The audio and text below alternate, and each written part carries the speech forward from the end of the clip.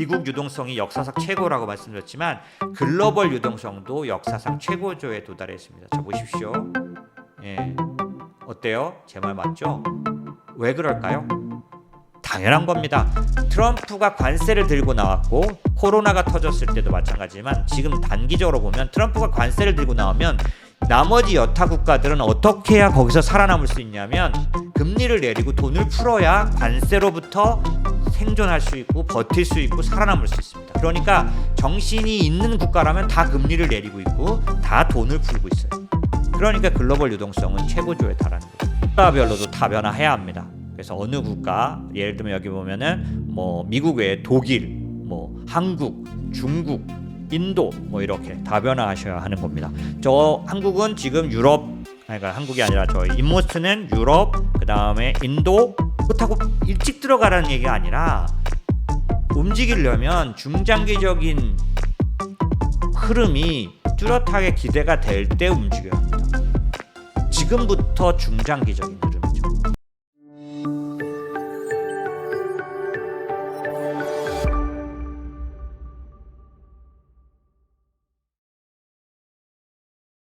그러면 시간 좀 짧게 하려고 했는데 못 해가지고 빨리 그러면 어떤 투자를 하면 될 것인가? 사실은 이 커다란 그런 그 리즘 체인지가 일어났을 때 그거를 투자에 적용하는 부분은 아주 디테일한 얘기들을 드려야 되지만 오늘은 그 중에 하나만 말씀드리려고 합니다. 이제 그게 뭐냐면 주식 시장에 투자하는 그 이유 중에 오직 경기만이 아니라고 앞부분에 말씀드렸죠. 예. 그럼 경기 말고 뭐가 있느냐? 오늘은 유동성이라는 요인을 설명드릴 겁니다. 주식 시장에 투자해야 하는 때 이유를 주는 그 동력 중에 하나가 유동성이라는 겁니다. 예. 그래서 아까 이제 말씀드린 것처럼 자산 시장을 움직이는 또 하나의 힘이 있는데 그게 유동성이다. 여러분은 모르시지만 지금 미국은 M2가 역사상 최고조에 이르러 있습니다. 그래서 아직도 그 하드 데이터가 건전한 겁니다. 이미 가계에 내재되어 있는 가처분 소득이 상당히 빵빵해요. 그래서 지금 관세로 인한 위협이 나타나서 초반전에 심리적으로 흔들리긴 하지만 소프트 데이터는 나빠졌다가 지금 요즘 조금 더 좋아지는데 그런 정도지만 하드 데이터는 여전히 강하게 나오는 이유가 워낙 유동성을 가계 단위까지 심어 놓은 상황입니다.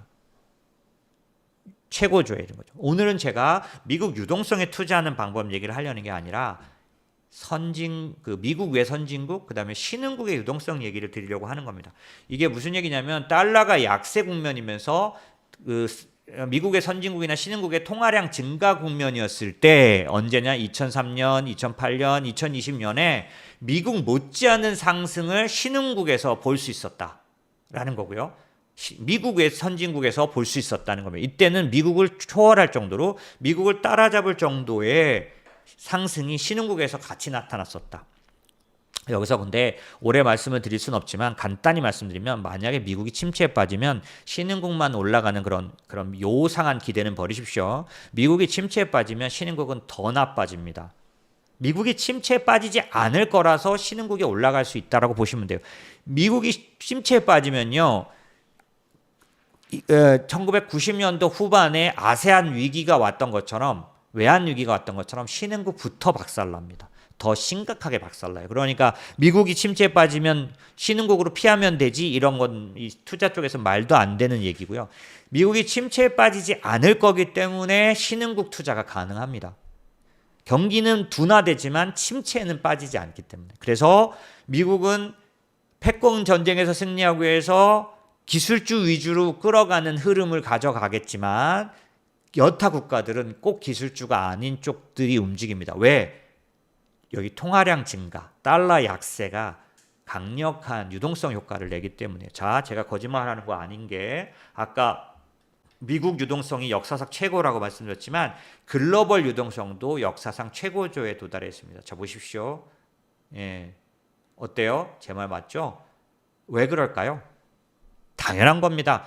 트럼프가 관세를 들고 나왔고 코로나가 터졌을 때도 마찬가지지만 지금 단기적으로 보면 트럼프가 관세를 들고 나오면 나머지 여타 국가들은 어떻게 해야 거기서 살아남을 수 있냐면 금리를 내리고 돈을 풀어야 관세로부터 생존할 수 있고 버틸 수 있고 살아남을 수 있습니다. 그러니까 정신이 있는 국가라면 다 금리를 내리고 있고 다 돈을 풀고 있어요. 그러니까 글로벌 유동성은 최고조에 달하는 거죠. 보시면 미국 외에 유럽, 중국, 그다음에 한국의 유동성은 엄청난 증가 국면입니다. 자, 여기저기서 주식시장을 밀어 올리고 있어요. 인도 어느 정도냐면 5월 한 달만 1조 9,860억 루피. 이게 늘 그랬냐? 아니요. 올해 3월까지 11조 순유출됐었어요. 지금 순유입이 한 달에 1조 9,800. 코스피 4일 만에 4조. 4일만 아닌가? 4일 만에 3조 8천. 예. 한 일주일에 4조가 들어와요. 4조가 지금. 예. 이런 식의 유동성이 이게 한국 아니고 외국인이 그렇게 사고 있다는 거예요. 그래서 2,900 돌파한다. 뭐 이 얘기 오늘 돌파했을걸요 아마. 그래서 그 부분이 기본적으로 뜬금없는 한국 장세가 아니에요. 예, 그래서 말씀드린 것처럼 이 유동성에 투자하는 부분도 아주 좋은 투자에 속한다. 그래서 투자 지역 다변화도 아주 진지하게 검토해야 한다라는 겁니다. 보시면 시간이 없어 간단하게 보시면 이 상호관세 발표 4월 이후에 각각 국가의 주가는 요 회색이에요. 보시면 미국 지금 이제 회복해서 2.1%지만 독일 20% 올랐습니다. 한국 19% 올랐어요. 그 다음에 영국 8% 올랐어요. 예. 이 파란색은 국채예요. 국채, 금리. 그러니까 보시면 이 정도예요. 이런 일이 계속되고 있는 거죠. 그래서 하반기 포트폴리오 전략은 유동성을 재배치하셔야 됩니다. 무슨 말이냐면 이 그 투자의 그 다변화를 가져오셔야 된다라는 거죠. 그래서 국가별로도 다변화해야 합니다. 그래서 어느 국가 예를 들면 여기 보면은 뭐 미국 외에 독일, 뭐 한국, 중국, 인도 뭐 이렇게 다변화하셔야 하는 겁니다. 저 한국은 지금 유럽 그러니까 한국이 아니라 저희 인모스는 유럽, 그 다음에 인도, 한국 이렇게 갖고 있고 곧 중국도 이제 고려하고 있고 이런 겁니다. 이게 빨리 안 했기 때문에 다 올라가지 않았냐라고 하면 생각하시면 안 돼요. 왜냐하면 여러분도 우리처럼 하는 게 맞을 것 같은데 뭐냐면 중장기적으로 올라갈 수 있을 때만 움직이셔야 돼요. 단기적으로 움직이고 끝날 것 같으면 움직이지 마십시오. 왜냐하면 다 뒤늦게 들어가가지고 먹을 것도 없이 떨어지는 것만 공유하게 돼요. 그게 이거잖아요. 보세요. 미국으로 다 갔어요. 너도 나도 국장 탈출, 뭐 이게 지능순이다 막 이러더니 지금 미국 저렇게 되니까 어떻게 5도 가도 못한 상황 되실 수 있잖아요. 이게 지금 요거를 제가 탓하는 게 아니고 뭐 그때 너는 그럼 왜 안 말했냐 이랬어요. 그게 아니고 개인 투자자들이 많이 반복돼요. 이 일이. 한국 코로나 때도 21년도 5월달인가 6월달 3,500 고점인데 21년도 2월달부터 5월 6월까지 들어온 돈이 그 앞에 1년 2년 동안 들어온 돈보다 많았어요. 대부분의 돈이 21년도 2월달 1월부터 들어왔어요. 3,000 넘어서부터. 지금 3,000을 몇 년째 못 가보고 있습니다. 이게 뭔가 문제가 있는 거예요. 그렇다고 일찍 들어가라는 얘기가 아니라 움직이려면 중장기적인 흐름이 뚜렷하게 기대가 될 때 움직여야 합니다. 지금부터 중장기적인 흐름이죠.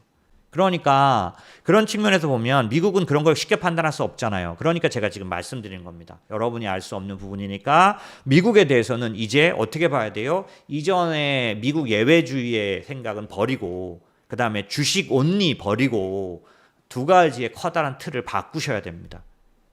그리고 이제는 자산 다변화, 지역 다변화, 국가 다변화라고도 할 수 있죠. 이 부분을 반드시 반영하셔야 됩니다. 왜냐하면 뭐 최고의 수익률을 내려는 게 아니에요. 덜 떨어지고 더 오르는 거는 아주 좋은 중요한 투자 태도입니다.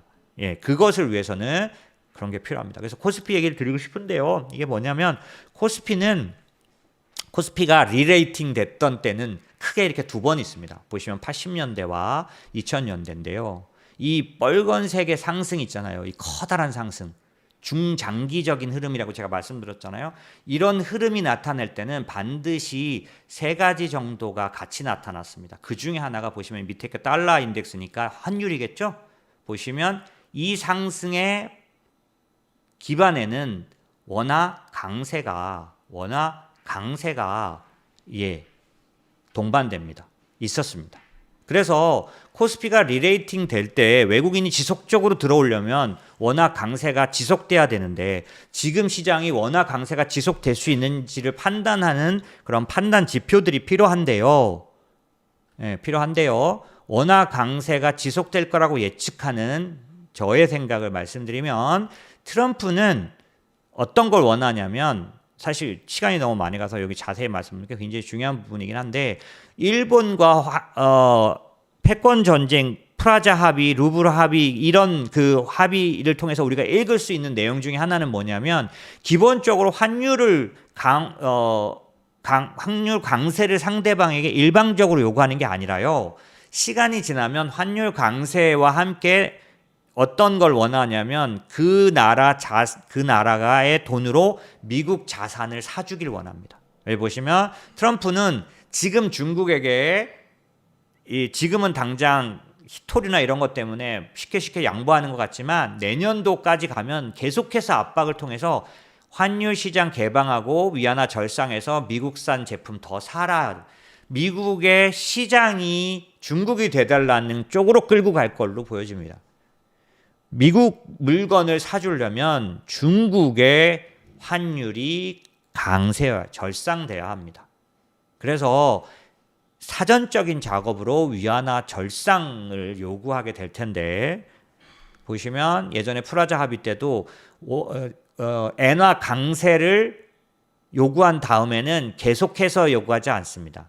이때는 이제 놔두는 거죠. 보시면 무역 적자도 언제 줄어드냐면 일본이 미국의 물건을 사줄 때부터 미국 무역 적자가 줄어들게 됩니다.